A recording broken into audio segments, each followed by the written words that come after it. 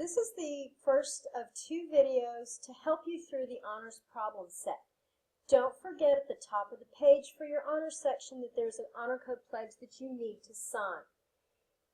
This is designed to help you through this, not to teach it to you. So if you have not yet read the explanations in your unit guide, I want you to stop the video and read them. The purpose of this is really just to do a quick clarification on a couple things and let you check the questions with letters on them before you attempt the ones with numbers. The numbered questions are the ones that are going to be graded for your honors points. So if you haven't yet read it, stop the video and then resume when you're ready to check your answers. Okay, so the first part's talking about compound statements, and then we move into truth tables. We know how to write conditionals, and you've got a list of your objectives here, but basically what we're trying to do is put this together using symbols. So we're used to the arrow meaning our if-then conditional. So P arrow Q would be if P then Q. So when we look at statements like these, if R is that it's raining and S is that it's cloudy, let's think about what the symbol if S then R symbolizes. What you should be looking at is something to the effect of if it is cloudy, then it is raining.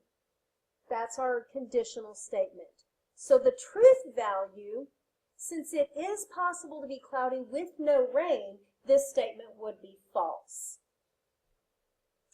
Your next 2 parts are not something that we normally cover in class, but these symbols are your and your or.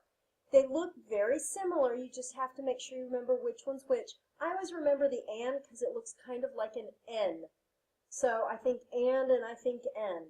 So if I've got P and Q, this is the way I'm going to write that. And means they both have to be true. So our and S from our previous example would be that it's raining and it's cloudy. Our or statement is the upside down symbol that looks just like your and. In this case, if I'm going to write R or S, that means that either it's raining or it's cloudy. Okay? So if you're asked to write your sentence, this is what that means right here. It's raining or it's cloudy. Keep in mind with an or, it is possible for both of them to be true and have your whole sentence be true. The negation is that little tilde, and this is what we use to symbolize the word not. So if Q is that my name is SpongeBob, then not Q would be my name is not SpongeBob. When we use the not with our compound sentences, we have to be a little bit careful. This is not algebraic. We cannot distribute that not symbol. We need to be a little more careful. And the easiest way is to use the phrase, it is not the case that, when you've got a not in front of parentheses. Because with the implication, with the if-then statement, sometimes that can get a little awkward in your wording. So if I have, using our R and S from before, if I have this symbol, then what I would say is that it's not the case that if it's cloudy, then it's raining. Because this part is telling me if it's cloudy, then it's raining. So if I put the not there in front of it, then I'm saying it is not the case that that is what's going on. All right, truth values. And is exactly what you're used to. Both pieces must be true for an and statement to be true. P and Q is true if and only if both P and Q are true. Okay, so if either one is false, then obviously they are not both true. Or means you just need one to be true. But it's okay if both are true. So if you win $1 million, if you have blonde hair or blue eyes, if you have blonde hair and green eyes, you still win. If you have blonde hair and blue eyes, you still win. For not, the negation of P is the opposite of P's truth value. So if P is true, then not P is false. If P is false, not P would be true. The hardest one to understand is your conditional if-then statement. But the way to remember this is the statement at the beginning. The statement, if P then Q, is is false when P is true and Q is false. In all other cases, it is true. So basically what this is saying is if I tell you that the hypothesis is true, then the conclusion must be true. If that didn't happen, the whole statement is false. But if I don't know anything about the hypothesis, then I have no way to basically disprove the situation. So let's look at the situation where a parent tells the child, if you clean your room, then I will take you for ice cream. So if the child, we're looking at the truth of that statement. So the child cleans his room, mom takes him out for ice cream, the statement was true. But if the child cleans his room and mom says, hey, just kidding, I'm not going to take you for ice cream, then that statement was false. Okay? But let's say the child goes and runs a mile and the mom says, oh my gosh, that's great, let's go get ice cream. That does not disprove the previous statement. Just because he got ice cream doesn't mean the hypothesis had to be true.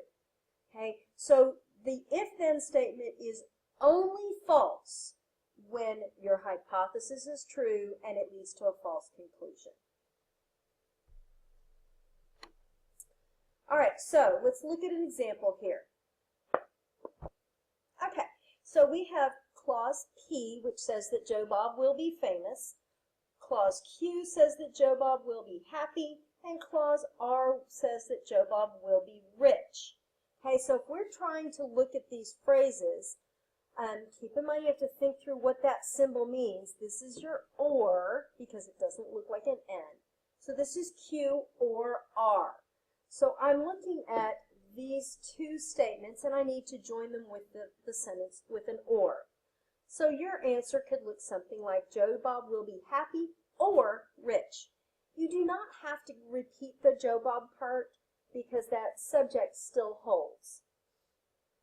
So the next one, this is an and don't forget we've got this little not right here. So this statement would look something like Joe Bob will be rich and not famous because we have to negate clause P. Okay, this last one here, we've got the not right here. And this is an if-then statement.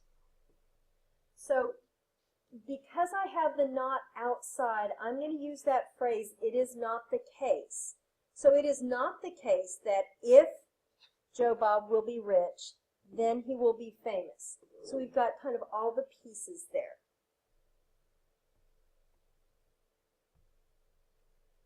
So after this, the next group of problems are the problems that will earn you honors credit. So you need to answer these on your own and then resume. Okay, so let's look at this next example. Okay, given these clauses, we're going to determine truth value this time. So the first one says that Earth is a planet. This would be true. The moon is in orbit around the Earth. This would also be true. The moon is made of green cheese. This one we're going to take to be false. So let's look at the statements that we have below. Our first one is that we have Q or R.